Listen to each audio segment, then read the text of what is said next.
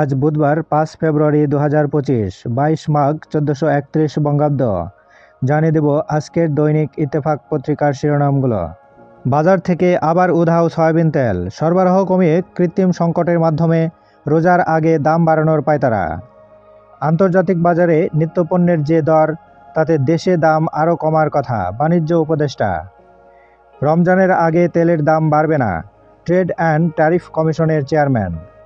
শেখ হাসিনার অলিগার্করা শত শত বিলিয়ন ডলার চুরি করে বেগমপাড়ায় সম্পদ কিনেছে, প্রধান উপদেষ্টা। ৬৪৫ কোটি টাকা জালিয়াতির অভিযোগ নগদের বিরুদ্ধে। সাবেক চেয়ারম্যান, এমডি সহ ২৪ জনের বিরুদ্ধে মামলা করেছে বাংলাদেশ ব্যাংক। উত্তরা পশ্চিম থানায় শিক্ষার্থীদের হামলা, ৫ পুলিশ আহত।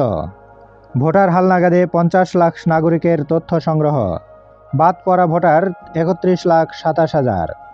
বাংলাদেশ ব্যাংকের সব লকার ফ্রিজ, ওই সব বিশেষ লকারে অপ্রদর্শিত বিপুল পরিমাণ অর্থ সম্পদ জমা রয়েছে বলে সন্দেহ দুদকের। দ্রুত নির্বাচন দিয়ে মান সম্মান নিয়ে চলে যান, বললেন মান্না। ঈদের আগে সব বই পাচ্ছে না শিক্ষার্থীরা, বাজারে গাইড বইয়ের সরাসরি। প্রতিদিন দৈনিক পত্রিকাগুলোর শিরোনাম জানতে লাইক, কমেন্ট এবং সাবস্ক্রাইব করুন।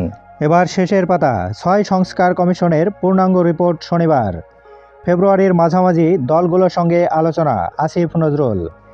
কাশিমপুর কারাফটকে বৈষম্যহীন কারামুক্তি আন্দোলনের মানববন্ধন। মুক্তি পেলেন জামায়াতুল আনসার ফিল হিন্দাল সার্কিয়ার নায়েব আমির মোহাম্মদ মহিবুল্লাহ। আজ থেকে লে অফ কার্যকর বেক্সিমকো ইন্ডাস্ট্রিয়াল পার্কে। কর্মচারীদের কারখানায় আসার দরকার নেই। মামলাটি গ্রহণ করা বিচারিক প্রক্রিয়ার অপব্যবহার।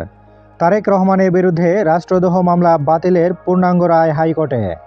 ঢাকায় নামছে গোলাপি রঙের ২৬১০ বাস, কাল উদ্বোধন, চলবে কাউন্টার ভিত্তিক। বিএসইসির সাবেক চেয়ারম্যান শিবলি রুবায়াত গ্রেপ্তার।